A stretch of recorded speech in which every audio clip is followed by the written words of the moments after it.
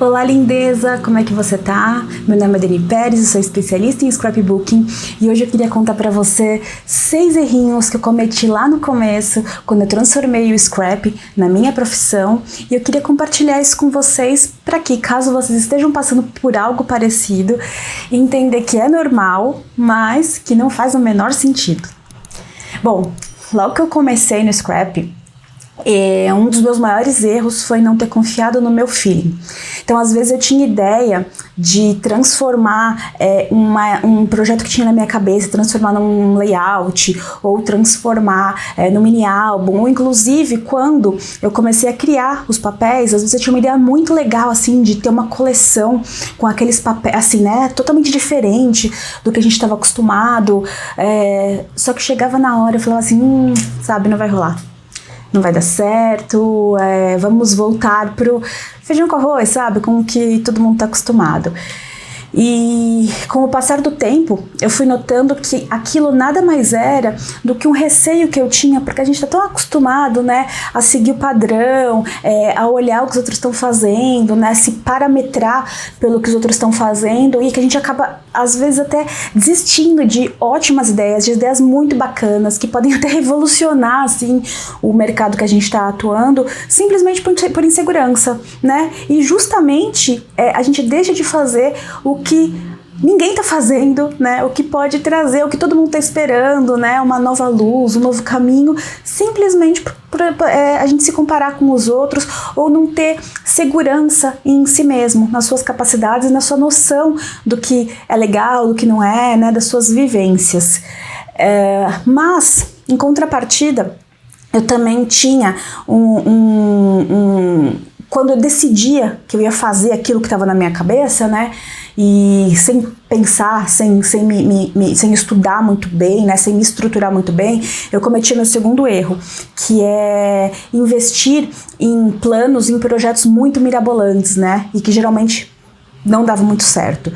Por que isso acontece? Às vezes a gente acha que uma grande ideia, ela tem que ser mirabolante, ela tem que ser super exclusiva, uma coisa que vai, né, ser aquele, nossa senhora, né, surgiu assim um mega projeto e tal.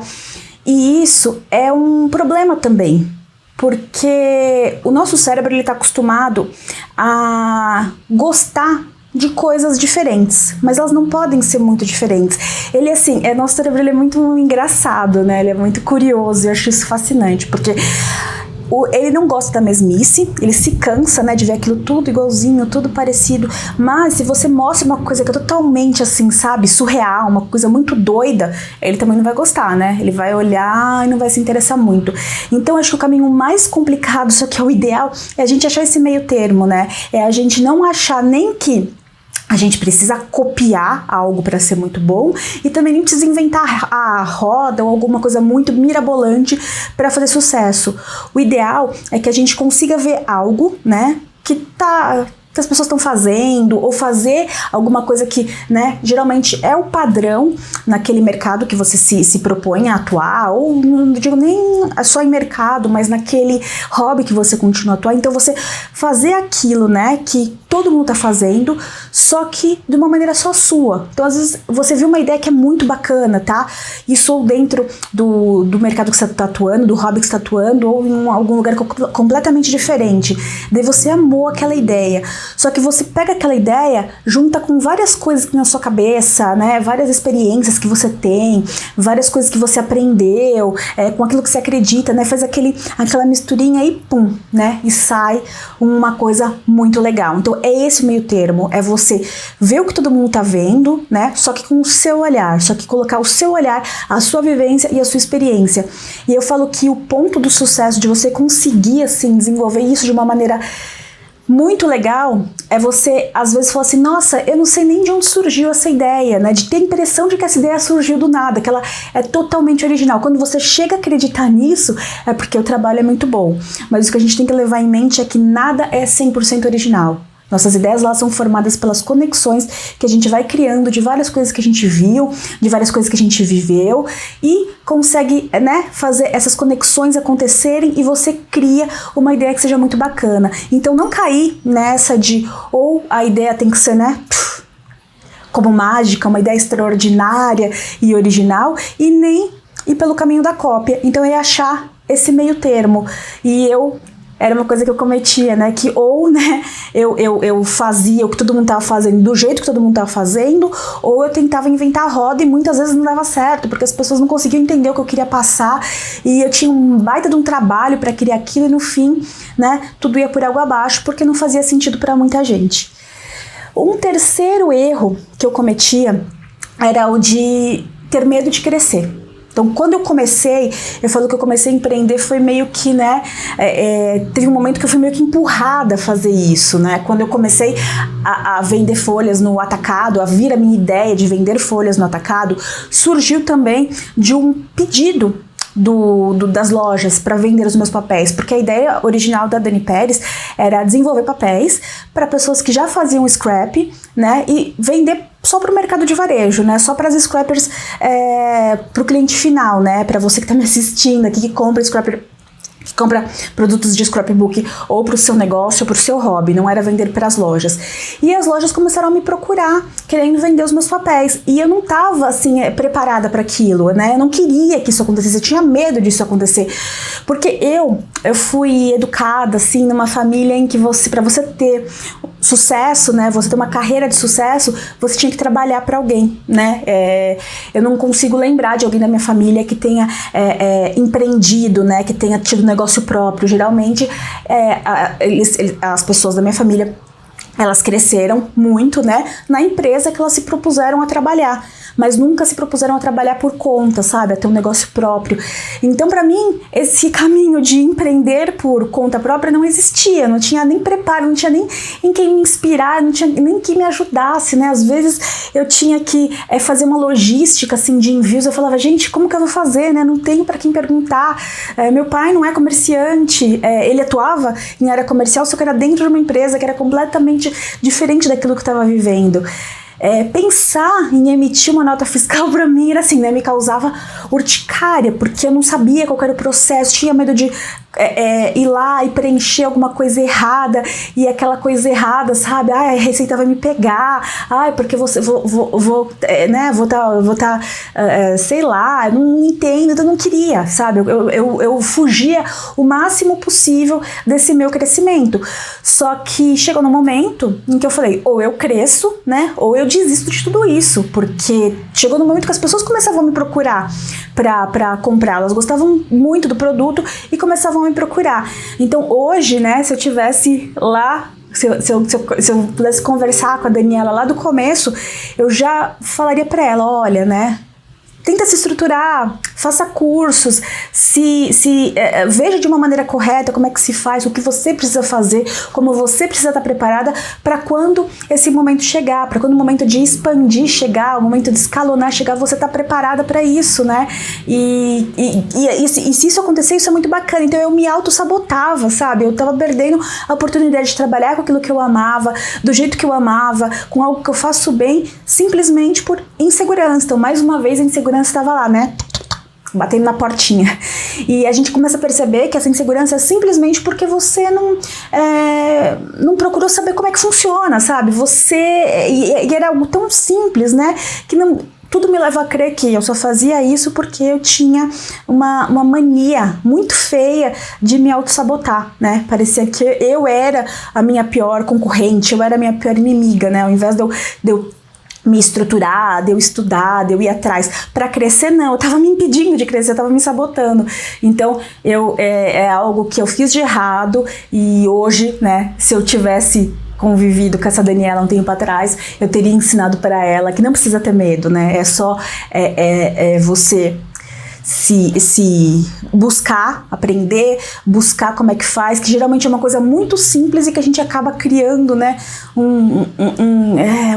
sei lá, um problemão dentro da cabeça que na verdade nem é, né? Então, e esse foi um terceiro grande erro que eu cometi. O quarto erro foi de me comparar. eu sempre quis fazer diferente, eu sempre busquei, né, ir atrás de novidade, eu sempre treinei a questão da criatividade. O meu problema é diferente, né, de o que muita gente fala, eu não sou criativa. Nunca tive problema com criatividade, sabe? Eu sempre fui uma pessoa que desde muito cedo eu trabalhei muito a minha criatividade, meus pais estimulavam a minha criatividade, e assim, então realmente a criatividade não era um problema grave para mim. A minha questão era, eu me senti intimidada em colocar em prática toda aquela criatividade, porque o que eu queria fazer era realmente uma coisa diferente, né?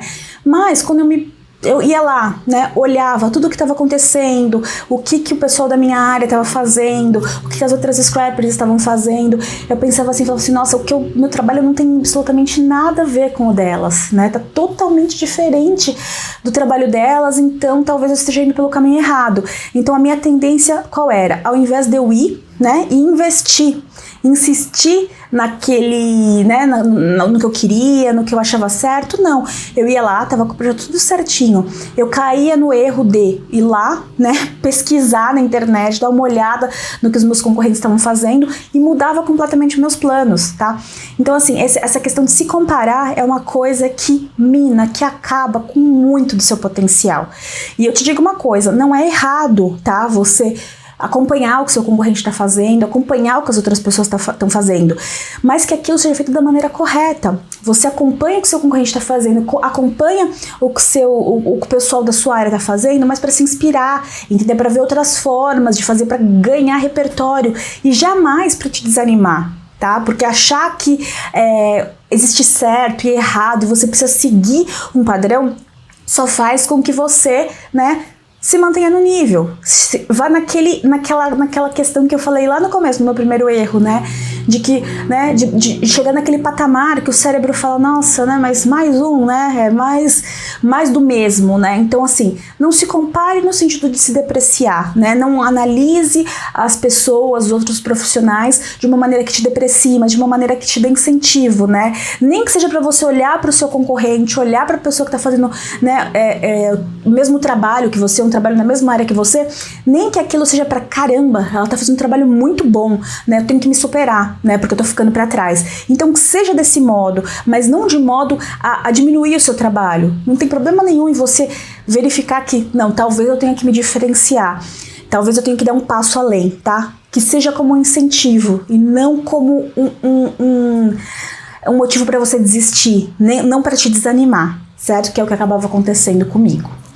O quarto erro que eu cometi, e eu demorei muito para acertar, acho que até hoje eu trago um pouquinho desse probleminha aí, desse errinho que eu cometi, que era de não saber delegar. Então, eu por muito tempo fui a eupresária, né? A minha eupresa, eu fazia tudo. E é muito comum a gente ter isso no começo, você fazer tudo. Porque quando você está transformando, eu falo que assim, que tem dois passos que você dá, dois passos principais que você dá quando você transforma seu hobby em profissão. O primeiro é quando você transforma seu hobby para as primeiras encomendas. É nesse momento que você começa a estruturar, né, toda a sua vida, todo o seu negócio, enfim, tudo, para começar a pensar em empreender com aquilo. Então não apesar de ser esses dois passos, a distância entre eles, o caminho que você vai percorrer entre eles, né, o tempo que você vai demorar de dar esse passo de primeiras encomendas para uma coisa formal, para um negócio mesmo, para um trabalho, ele pode ser muito rápido, né? Mas você tem que entender que é um processo. E nesse processo, talvez lá no começo, né, quando você está começando ou até um determinado tempo, você vai fazer tudo sozinho. Mas vai chegar um momento em que você vai precisar delegar sim, tá? E isso tem a ver, assim, não só com a sua vida profissional, talvez você não precise logo de primeiro momento, como eu não precisei logo de primeiro momento, ter funcionários para te ajudar na sua empresa. Mas pode ser que você precise de um funcionário que te ajude na sua casa, né? Preciso de um funcionário que, sei lá, me ajude a cuidar da minha filha, que ajude a cuidar da minha casa, que pelo menos venha 3 vezes por semana para me ajudar. Enfim, entender que você precisa delegar algumas funções, tá? talvez na sua vida pessoal, talvez na sua vida profissional, mas que isso vai fazer um diferencial no seu negócio, tá? E entender que nunca vai sair do jeito que você faz. Claro que não vai sair, porque ninguém é igual a ninguém, tá? Então você tem que saber até que ponto você delegar e a pessoa fazer da forma dela, né, funciona para o seu negócio. E muitas vezes eu fiquei insegura em dar essa liberdade para as pessoas que trabalhavam comigo por achar que não ia ficar bom, né? E o que foi um grande erro para mim, porque muitas vezes elas me mostravam formas que eu, né, no meu costume, né, na minha maneira de enxergar, não conseguia ver essa possibilidade. Então eram maneiras de trabalhar que muitas vezes eram até muito mais simples, porque elas já estavam acostumadas com aquilo, né? A partir do momento que você, por exemplo, contrata alguém já no seu negócio, né, para cuidar de todas as embalagens da sua marca, do seu negócio, ela vai ficar focada naquilo. Então o que ela vai fazer? Ela vai trabalhar de uma maneira que ela melhore o processo dela, né, que seja cada vez mais produtivo, que seja cada vez mais assertivo. Então não tem como, né, você ter muito mais soluções do que ela, a sua maneira de fazer ser melhor do que a dela, porque aquela é o dia a dia dela, ela tá tendo contato com a necessidade, contato com as mudanças que precisam ser tomadas, então é natural que ela encontre soluções, que ela melhore o processo. Então é você confiar nisso, é você ter pessoas em que você confia, é pessoas que entendam o propósito da sua empresa, o propósito do seu negócio e trabalhem para o seu negócio como se elas estivessem trabalhando para elas mesmas. Então o que eu comecei a entender na questão de delegar é que talvez eu tivesse que mostrar, né, para os meus funcionários qual que era o propósito da minha empresa, independente de ser funcionário que trabalha na minha casa, me ajudando na minha casa, ou funcionário que trabalha na minha empresa. Então eles entendem qual que é o propósito da Dani Pérez, eles entendem que eles fazem parte daquele propósito, que eles não são simplesmente funcionários, que eles estão acompanhando o meu crescimento, estão crescendo comigo. Então a partir do momento que eles entendem o porquê, entendem o que eu quero entregar, entendem o que é a Dani Pérez, o que está por trás da Dani Pérez, eles vão trabalhar para me ajudar a crescer cada vez mais, porque eles entendem que eles não estão lá simplesmente fazendo um trabalho, eles estão também trabalhando por um propósito, e se eles se identificam, se eles se alinham com esse propósito, não tem porquê, né, eles não desenvolverem o melhor de si, não fazendo o melhor trabalho que eles podem fazer. Então não tenha medo de delegar, entenda que não vai sair do seu jeito, e não sair do seu jeito, não sair da maneira que você fazia, muitas vezes é bom, é uma nova maneira de fazer, e às vezes até mais eficiente. E não corra o risco de ir lá e colocar a mão na massa em algo que não é a sua função. Eu tinha muito disso, né? Às vezes eu via que apertava em algum momento, né, na empresa, apertava algum departamento. E eu ia lá e atuava nele. Não que não aconteça, não que você não precise às vezes, né, ir lá e colocar a mão na massa. Mas às vezes, era algo que as pessoas que estavam trabalhando naquilo, elas conseguiam se virar, elas iam conseguir resolver. Mas eu, né, na minha ansiedade, na minha necessidade de resolver o quanto antes, ia lá e me metia. E daí eu deixava de fazer o que era realmente importante, né, onde eu realmente deveria estar, que é criando, que é divulgando meu trabalho, que é buscando novidades, que é comandando a empresa em si, entendeu? Então assim, você pode estar desperdiçando tempo e dinheiro em funções que outras pessoas poderiam estar fazendo. E é justamente nesse momento que você tem que entender que é necessário delegar. É necessário delegar para que você possa escalonar, é necessário delegar para que você possa crescer, né? E é necessário delegar para que você possa amadurecer, inclusive, porque saber delegar também é um amadurecimento, também tem a ver com o seu amadurecimento como profissional. É quando você deixa de ser uma scrapper, né? E não nesse mau sentido, não tô falando isso no mau sentido não, tá, gente? É quando você deixa de encarar o scrap como hobby pra transformar ele no seu negócio. Então é um caminho do amadurecimento e é um passo necessário que você precisa tomar. Bom, o meu quinto, eu já até me perdi as contas, né? Tá, acho que, se eu não me engano, tô no sexto agora, né? Não sei, eu fiz uma listinha aqui e eu acabei me confundindo, que é deixar a ansiedade me dominar. Como eu falei pra vocês, né? Eu sou uma pessoa extremamente ansiosa e isso acabava me prejudicando e eu tenho que me segurar, porque me prejudica ainda às vezes se eu não me controlo. e em muitos sentidos. Mas um dos principais que aconteciam era aquele, né? Por exemplo, tive uma mega ideia.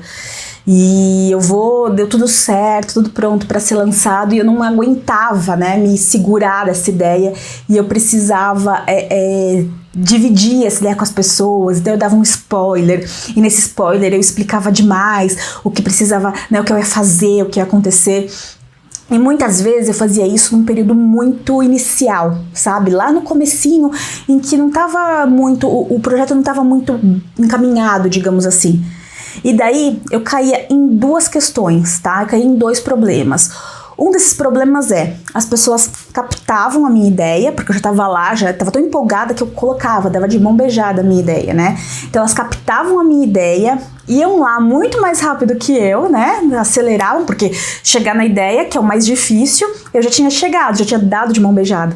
Então, para executar, teoricamente, quando você já tem a ideia, né, é muito mais rápido. Então as pessoas, elas iam na minha frente, né, pegavam a minha ideia e lançavam aquela ideia na minha frente.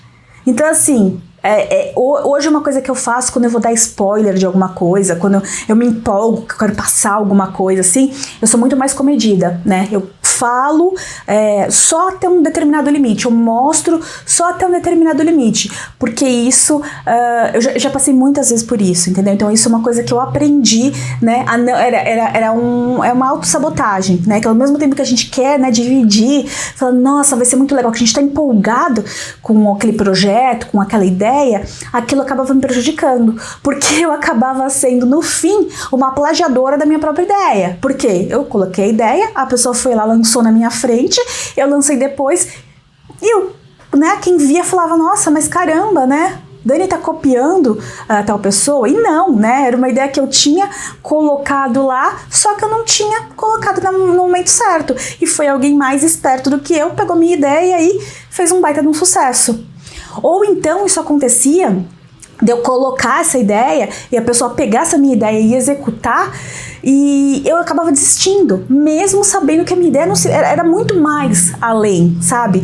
Porque eu ficava tão desanimada, né, de ver que alguém tinha se apropriado dessa ideia e feito, né, e saído na minha frente, eu ficava tão frustrada que eu acabava desistindo, mesmo sabendo que eu cometi um erro, né, que já tinha cometido um erro lá de ter mostrado, e eu tava cometendo um outro erro, né, de desistir, porque geralmente a minha ideia não era só aquilo, né, aquilo era só um negocinho, né, ela tinha outros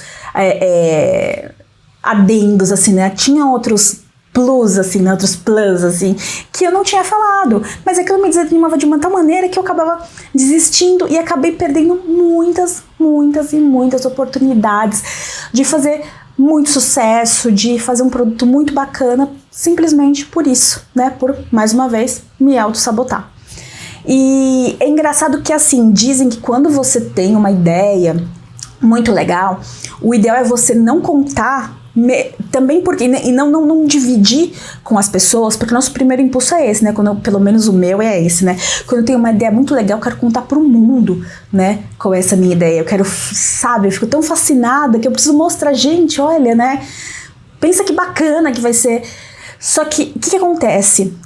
O nosso cérebro, e eu gosto muito de falar sobre o nosso cérebro, porque é uma coisa que eu gosto muito de estudar, assim, né, pra entender como que funcionam as coisas, como que a gente entende, como o nosso cérebro trabalha, né, isso tem muito a ver com criatividade, tem muito a ver tem a questão essa questão neural, de tudo que, né, como funciona, né, os pensamentos, criatividade, então isso é uma coisa que eu gosto muito de estudar. Então, o nosso cérebro funciona da seguinte maneira: quando você divide uma ideia, né, você passa essa ideia para alguém, o cérebro, ele tem uma sensação de realização. É como se você contando aquilo, aquela sua ideia tivesse concretizado. Ele tem uma sensação de concretização, né, aquilo saiu da sua cabeça de alguma forma, nem que seja falada, né, e se transformou em algo, sei lá, se transformou numa outra ideia, ou foi, né, seguiu adiante.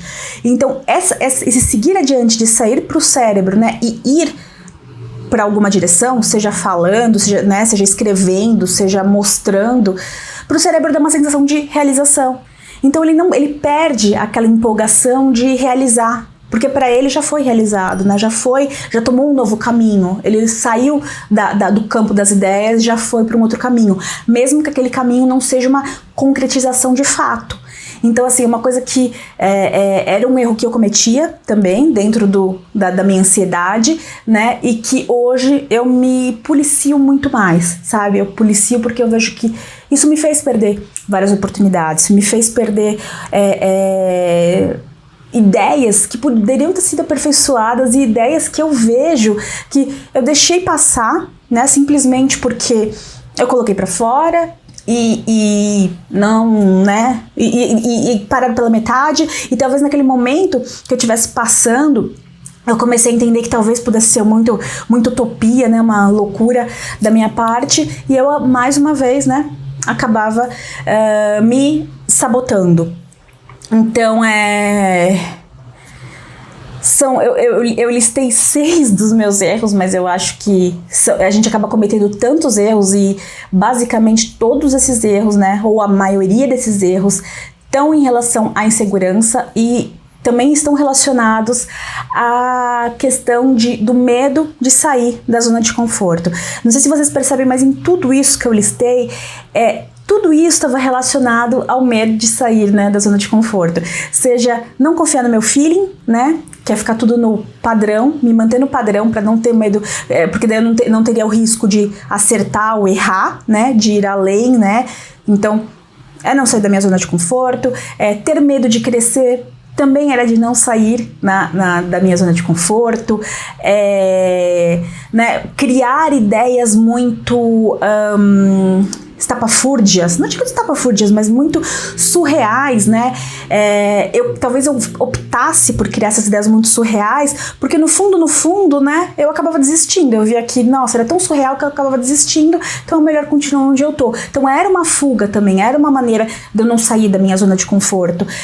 Me comparar, né? Porque quando você se compara, você acaba meio que desistindo, né? Se você se compara de uma maneira que te autodeprecia, que te desestimula, te faz voltar, né, de onde você saiu e não ir além, né? Se se auto-sabota, então te mantém na sua zona de conforto também. Não delegar também, né? Não sair da sua zona de conforto, porque se você não delega, seu negócio não cresce, você não escalona, né, o seu negócio, enfim. Mais uma maneira de não sair da minha zona de conforto. E da ansiedade também. Era outra autossabotagem que fazia com que eu não saia da minha zona de conforto. E por que a gente tem tanto esse medo, né, de sair da zona de conforto? Por quê, né? É simples, gente. A gente tem uma tendência, o nosso cérebro tem essa tendência de seguir, de dar respostas iguais para coisas que acontecem na nossa vida. Então, o nosso cérebro está acostumado a responder de uma maneira que ele já viveu, entendeu? Por acontecimentos que ele já viveu. Então, esse é o caminho natural dele, né? Tem que tomar uma decisão. O que seu cérebro vai fazer? Ele vai pegar, né, situações semelhantes a que você já passou, né? Aquela que você está passando, que você já passou, e vai tentar dar soluções seguindo naquele caminho. Então, sair da zona de conforto é mostrar para o seu cérebro também que, olha, eu não quero ir pelo caminho mais fácil, eu não quero ir pelo caminho menos desafiador, eu quero ir né, eu não quero seguir o atalho, eu quero ir por um outro caminho, por um caminho que te tira da inércia, né, que te tira do óbvio. Eu quero ir por um caminho em que você vai ter uma maior resistência, onde o nosso cérebro resiste muito mais em seguir. E é nesse caminho, né, que a gente fala que a mágica acontece, né, que a gente encontra novas soluções, que o cérebro começa a fazer novas conexões, então ele acaba, né, buscando outras referências que ele tem para, né, conseguir chegar numa solução, para conseguir chegar numa ação, já que aquela basiquinha que ele está te oferecendo, você não está aceitando. Então, eu não sei se você está começando, eu não sei se você já começou, eu não sei como você se sente em relação a isso. E assim, é normal a gente errar, são esses erros que a gente passa, esses erros que a gente comete, que fazem com que a gente amadureça, que fazem com que a gente encontre novas formas de enxergar. O que a gente não pode fazer é continuar cometendo os mesmos erros, ou não entender que aquilo que a gente cometeu foi um erro sim, né? E como que a gente pode mudar nossas atitudes para que a gente não erre novamente daquela forma. Então, assim, não tenha vergonha dos seus erros e não tenha vergonha de errar, não tenha medo, não tenha vergonha, erre. Porque eu tenho certeza que foi pelos meus erros, pelas decisões né, não acertadas que eu tomei, os caminhos, né, os atalhos que eu tentei seguir, que me fizeram repensar, que me fizeram remodelar minha maneira de estruturar o meu negócio, de estruturar a minha vida como uma scrapper profissional e que fazem, né, com que eu tenha me tornado uma empresária, porque sim, hoje eu sou uma empresária e que tem conquistado tanta coisa e cada vez mais, porque foram tudo isso, todos esses acontecimentos da minha vida que me permitiram amadurecer e hoje ser capaz de tomar decisões muito mais acertadas e muito mais confiantes, muito mais maduras.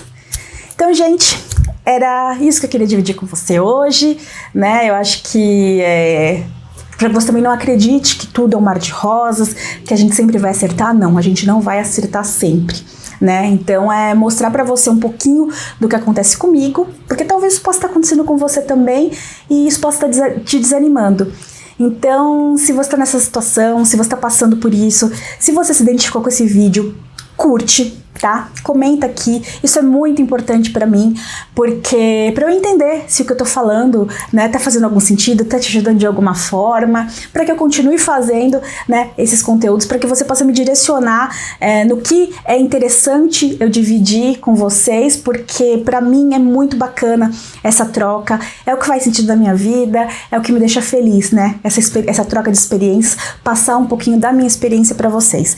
E se você conhece alguém que possa, né, se identificar com esse conteúdo que eu passei, que possa estar passando por uma situação semelhante, né, de estar cometendo alguns errinhos aí que impedem que essa pessoa cresça, compartilhe o vídeo com ela, é importante, vai ser importante tanto para mim quanto para ela. E eu agradeço imensamente você estar me acompanhando, você estar prestigiando o meu trabalho. Um beijo muito grande e eu te espero para os próximos vídeos. Tchau, tchau!